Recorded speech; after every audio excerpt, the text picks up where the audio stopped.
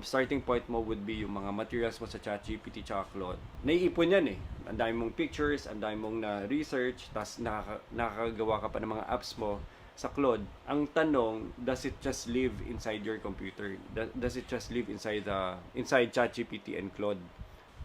Ito yung pinaka-favorite part ko, yung composer. Ito yung matagal na yung tinatrabaho. Tsaka ito na rin yung pinaka-main product ng OkayPo, which would be the composer side. Kasi everything else is publishing, posting. Nandito lahat ng mga killer features na ginawa namin.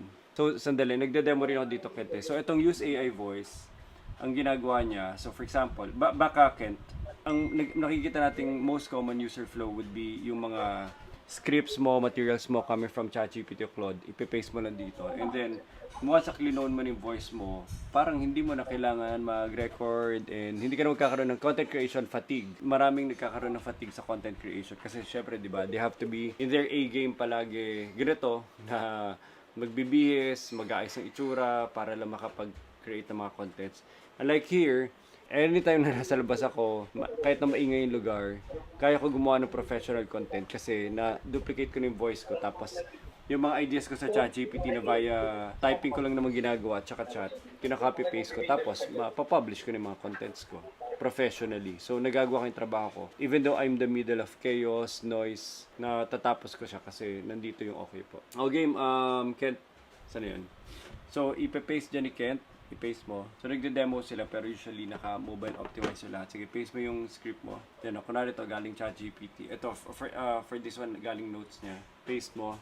Tapos, i-hit mo yung use AI voice. Pag use AI voice, hindi na niya i-split. Tapos, punta ka sa full...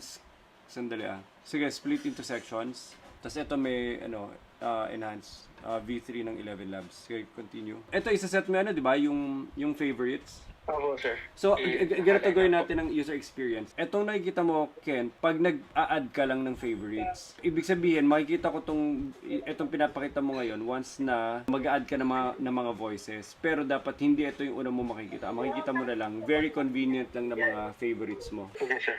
Most probably ako, ang favorites ko dyan, 3, 4, 5. So, kung gusto magdagdag, tsaka lang lalabas to, yung selection. Sige po. Okay. So, piliin mo lang, kunwari, my voice. Sa taas, my voice. Tsaka yung my voice nyo dyan, nyo na, dapat nakatag na sa user para hindi lumalabas yung voice ng iba. Sa ngayon, inaalaw natin dahil internal, pero hindi pwede yan pag may mga iba na tayong user. Ito, talagang, Josel, ito ba direction talaga natin? Nandyan yung mga grupo sa loob, no? Yes, sir. Sige, pindutin Masakit mo. po na ganyan siya. Okay din yun na forward di ba? Malaking bagay. Pindutin mo siya, pindutin mo. Yung publish po, sir? Hindi, yung public feed. Tapos nasa baba. May ganyan din ba implementation ng iba? Hindi ata, sir. Iba yan sa iba. Kumbaga, very parang hindi pansinin sa ibang social media. Kung may magaganyan na rin kayo, maglagay kayo ng mga thumbnails na mga tawag doon, mga avatar profile. Kasi nyo, para mas maganda rin tignan. Okay. Avatar na community, sir. Yun nga po, dapat. Ilagay mo na lang. Tapos, ipe-paginate mo ba yan? Ano ba? O lahat ng kasama ma-scroll? Sige, ganyan na lang muna. Lahat na lang nandyan. Tapos sa search. Tignan na lang natin. Yes, observe na lang natin. Interchangeable na lahat yan pag nag-save draft ka. I-save draft mo nga, Ken. Interchangeable na ba lahat yan? Yung save draft mo, mapapublish mo pa ulit later on sa group. Josel. Dapat, sir. Yes po. Diba? Ang last na lang din pala na hindi nyo pa naayos, doon sa loob ng community, dapat pag owner ako, may edit ko na siya kagad doon. Ang ginagawa ko, pag nakita ko siya sa community, ikot pa ako ulit sa profile ko para ma-edit. So, confusing siya sa mga tao. Dapat na-detect nyo na owner account naman yun at pwede nyo edit. Okay, sir. Sige po. Okay?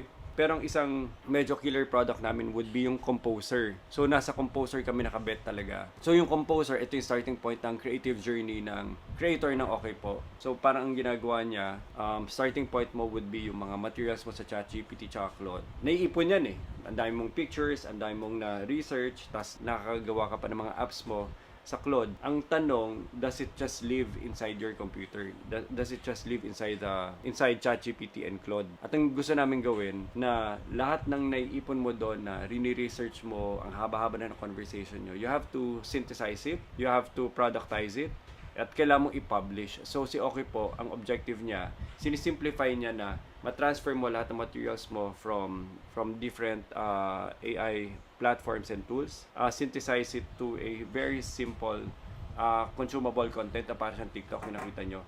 And last but not the least, yung isa rin namin would be yung killer brand na okay po page, na i-attach mo lang yung brands mo doon, and later on yung mga tao, they're consuming your new contents na hindi na Facebook, TikTok, YouTube, lahat sila kino-consume na nila doon sa loob mismo ng branded page mo. Sa okay po, na sobrang andaling mag-produce ng content kasi you're using all these AI tools. Okay po is an AI native SaaS product, specifically intertwined sa lahat ng mga modern day AI tools natin, para again mapunta doon, ma-publish mo, ma-productize mo, ma-publish mo, at magkaroon ka ng brand on top of those published materials coming from your AI materials.